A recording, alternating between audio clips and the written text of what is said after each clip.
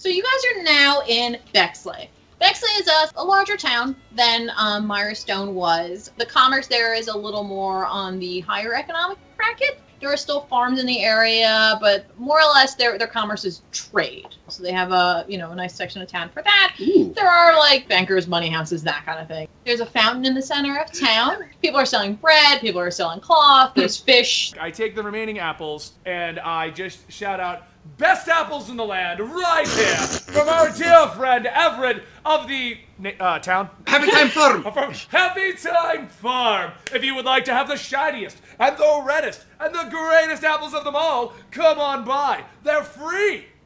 A couple of people stop and look at you, and then they look at the rest of your group, and they just keep going. Verik, I tried. Hang on. Try again, and let's all move away. Dude, Razgar feel he bad for apple business. So now what everyone sees is the human with water sacks around his head, but all three of you are backing up away from him. Slowly. I swear these apples aren't poisoned or cursed or magical. They are just the grandest apples of them all. All you need to do is come by and try my free apples. And then I juggle them. Oh, a performance. Or everyone's kind of like, But now a couple of kids come up and they are delighted by this whole display. They're cheering, they're clapping, they're excited, and some of them are pretty well dressed. I keep juggling and I lean over, "Verik, do something. I'm running out of ideas here." They're like, "Yay! Apples!"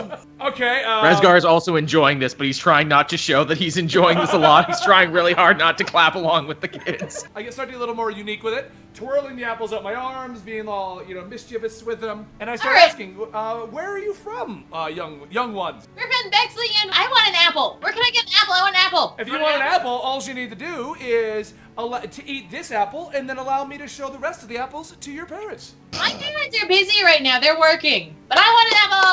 Okay, Verik, think of something. I'm gonna give this kid an apple. I say just do it. Just give him one. Say it's from Happy Time Farms. Okay, I hand the kid an apple and I tell him it's from, remember, Happy Time Farms. Yay! Smile Farms! And they run away with the apple. and then as they're running away, I yell back, "Verik, were those the ones with razor blades or not?" No, you ate that one yesterday. Presumably Jam unloads all the apples on the kids. Some of the kids remember the farm name, some of them don't, but you probably have done some service. All the kids, they all kind of scatter, but they all kind of group up and they all run one place. And that's the schoolhouse. There's a woman outside. She's looking at them like, "Where did you get these apples?" One of them gives her an apple, and they all kind of rush in. Jam, go talk to the teacher. Find out more information. Okay. Wait. Is she hot? She's a plain woman. Okay, all right. Don't worry, Verik. This will totally work out better. I'm hotter than her. I walk up. As I walk up, I smug smile, and I just kind of lean against the schoolhouse where she's at and I go, "So how are you? Are you enjoying that apple?" Well, I just got it, so I will. Aren't you a little old to be coming to school? You know what? I actually needed to learn something, and I felt like the schoolhouse may be the best place to learn about that. I was kind of curious about the local line. What's the name of the manor? Crestcut. Okay. I was wondering about the local Crestcut Manor. I hear that they don't take kindly to those magic folk.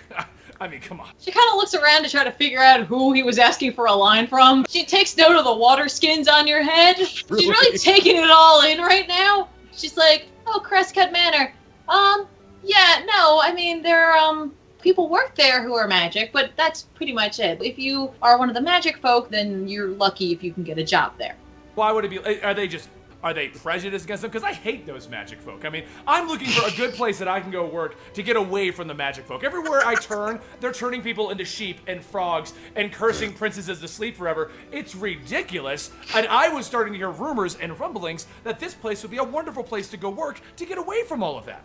There's literally so much confidence that's being exuded by the water skin wearing man in front of her that she's like, "Okay, well, I mean, seemingly you probably fit in right there." No, I'm like, Crestcut Manor in particular doesn't take kindly to that, but there are other homes in the area, like other manors, that are fine with magic folk, so it's up to you. If you want to go work there, fine, but, anyone who's from that area or, follows Lord Crestcut, like, they're just not fans of magic folk, and you'll find most of them just working. It's not like they don't get paid, most of them. It depends on the person. given me everything I need. Thank you, my lady. I take her hand and I kiss it and I begin to walk away. She blushes a little bit, and then she hears some sort of calamity happen within the schoolhouse, and she runs inside. And while I'm walking away, I look around to see if there's anybody with a proper hat on that I might be able to steal. I mean, this is a town. We could go shopping. Okay, I go to the hat store and I get a very large brimmed hat that'll hide bears. They immediately are like, they're looking at the hat, they're like... Okay, and I go, excuse me, I'm just here to purchase a hat. I mean... I have really bad hat hair, and then my hat blew away on the ride in, so all I had was this water skin. I know it looks a bit weird, and I need to fix that. You know, I've seen people try to do this before with the water skin, but on you, I like it. I'm a little concerned, but I think you know what, we can make something here work. What were we looking to spend? One of the doors. An entire dwarf? Okay, no. Well, do I get to pick which one I want? Yes. No, you are more than welcome to pick which one you want. No, he'll pay money. Oh.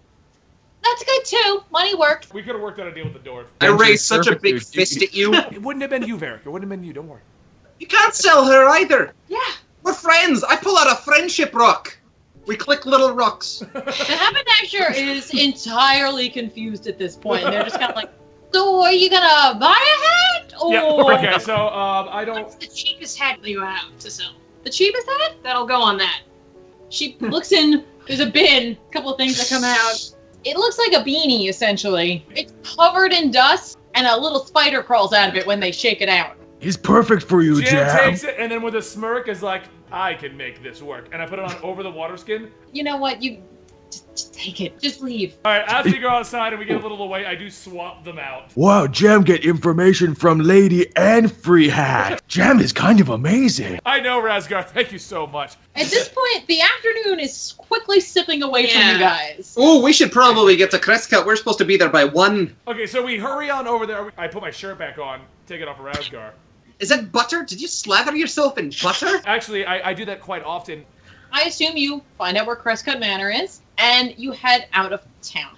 When you approach Crestcut Manor, you are faced with a 15-foot-high stone wall. The center of it is an enormous wrought iron gate, where there are several guards posted. The guard, he's got full armor on. He's standing there, he's holding a pike, and he just kind of looks down, and he goes, "Wrong entrance." Oh, I think we need the workers' entrance. Yeah. And he points to his left. So we go to his left. We have go hired help You door. go down the wall quite a bit, and then there's a smaller wrought iron gate, and there's 2 guards. Yes, we were hired. Are you with Quest Temp? Aye, we are. I need to see proof. Card. They're both looking around at the group, they're like, alright, well, you can head on in. When you get through the gate, take the first cart that comes back up to the manor. Is there anyone we should talk to inside? Yeah, when you get in there, you'll go in through the servants' entrance. You'll be in the kitchen. Just look for Ickard Payne. He'll let you know what's up. Ickard Payne, thank you very much. So he lets you guys in, and you see a cart coming down another path. This one it's not a paved path. This one's actually a dirt path. And presumably the cart is there because the house is too far to... It would take too long. At this point, Razgar's like, ride in carriage, why not ride on direwolf like other orcs? And I just pat Razgar on the back. It's okay, buddy. We'll understand you one day. Look, if you want to howl while you're on the cart, just do it quietly. The cart is one of those wooden carts. It's completely open in the back. Anything can be put in there. People, materials, produce. And it's pulled by a horse. I'll search the cart for any remnants. Scraps of things.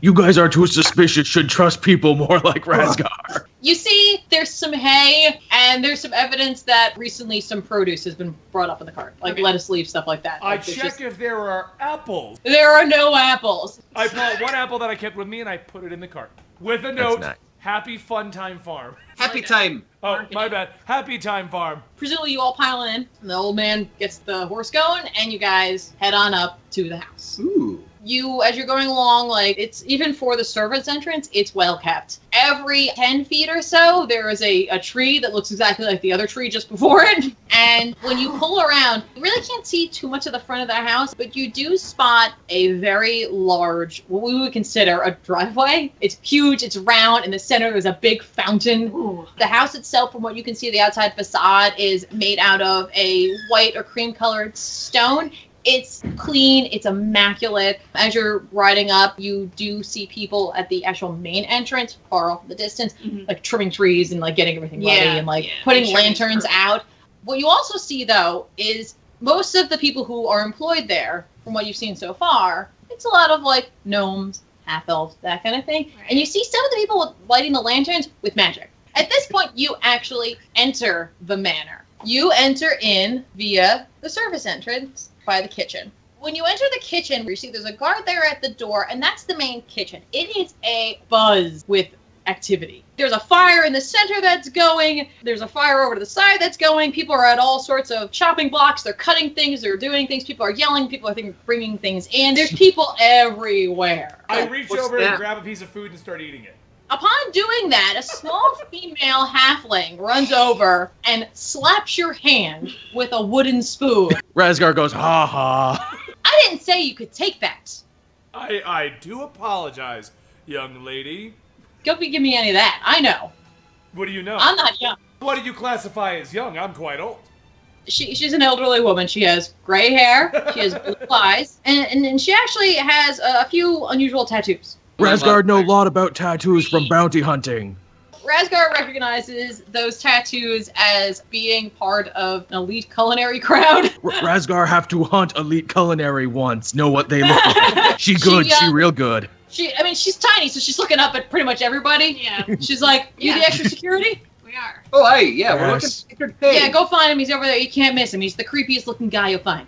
At that point, she turns around and she starts yelling at someone else about putting too much pepper on the roast. And I reach over, take off a piece of the roast, and I taste it. She turns back immediately, almost like her spider sense was tingling, and she wraps you on the hand again. Ah! God damn it, Verik, why did you tell me to do that? Jam never learn. I thought it was funny. It's at this point that you notice in the upper left-hand corner of the kitchen area, there is a tall man with crazy lanky arms and legs. He has short but well-kept brown hair, brown eyes. His clothing's fairly simple, but it's clean, pressed, and it's white. Like, there's way too much starch in this guy's laundry. It's a deep gray coat, or he's got shiny black buttons on it. His pants are the same color, and he wears riding boots. He is pretty much the scariest thing in this kitchen right now. He wears a scowl on his face. Nothing makes him happy, and he seems to be looming over everything. I look at him, and I go, I do the eyes thing. I point at him, and then I point at Razgar. And he looks at you. He doesn't do anything. He just looks at you. Ugh. Hello. Looks We like are bodyguards. you're a Medusa, am I right? With the stiffness and the... Oh, you talk to him. I introduced myself. Did I'm you Bamora. put your hand out? I did. You I take it back. Yes. We're here from Quest Temp as your hired bodyguards for this evening. Well, we were told to come to you. Yes. I suppose this will do. I heard there was a little mix-up and... Let me ask you a quick question there, good sir. What were you expecting? That is a good something question. more capable. Anyway, If you put Razgar is if you very stack capable. these dwarves up, they're almost as impressive as Razgar. first of all, you're not bodyguards. You will be securing one of the master's rooms. Oh. Trust me, Lord Crescott has plenty of capable bodyguards. That do make sense. He have a lot of tin men outside. Well, let's see. And he pulls out a pocket watch to see the time, and he's like, guests will be arriving in about 30 minutes. So if you wouldn't mind hanging around this general area, I have a few things I have to attend to, but then I will give you your assignment. Okay. So we just wait in the kitchen then. Yes, and try not to touch anything. He leaves for a minute, doing other things, and you guys are left in the kitchen. Are there people using magic in the kitchen? Yeah, there are a few people, like, stirring some pots with various magic. Okay. I guess everyone's pretty much, like, pretty busy right now. They're pretty, yeah, everyone is very busy. There is one woman who she's that busy where she seems really flustered, but she doesn't actually seem to be accomplishing anything. Razgar hoped And you would ever get to since you hit guys something. came in, she has stared at Jam the entire time while doing things. And I'm over here just like doing this. I'm like, and I like reach over and I stop, and I reach over and I stop. Jam is very hard to ignore. Razgar has found this out. Jam, start flexing. Do poses. Vogue. Oh! Oh! Take your shirt off As again. he starts doing that, she kind of fans herself a little bit. She's like, Jam, Yeah. in a stunning feat, hits the most powerful high note that he possibly can, well, low note as he can do, while taking his shirt off. she at this point has stopped everything she's doing, and she's just full on focused. Another gentleman in the kitchen also has stopped what he's doing and looks really annoyed. And as I'm doing this, I kind of whisper over to Verik, what's the point of this? At this point, Ickard returns, looks at the woman, looks at Jam, looks a little angry-er than he was. The scowl deepens somehow, and I think another vein pops out just over here. I very timidly grab my shirt, put it back on, and then I just kind of wave to the woman. Even Razgar is scared by Mean Man. Ickard goes, is there any particular reason you're waving at my wife? Yes, good sir. I was waving at your wife because she's an amazing chef, and when I snuck a bite of the food, it was that amazing.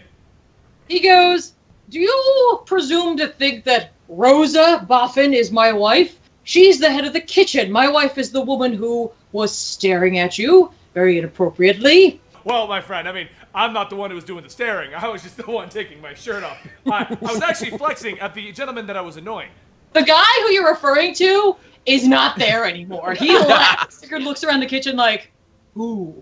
He already left the bit. You know what? Let's just forget this whole incident even happened. That's probably a good idea. Now, That's what I'm thinking. If you'll follow me, I'll be happy to take you to your assignment if you could possibly keep yourselves together for a few moments.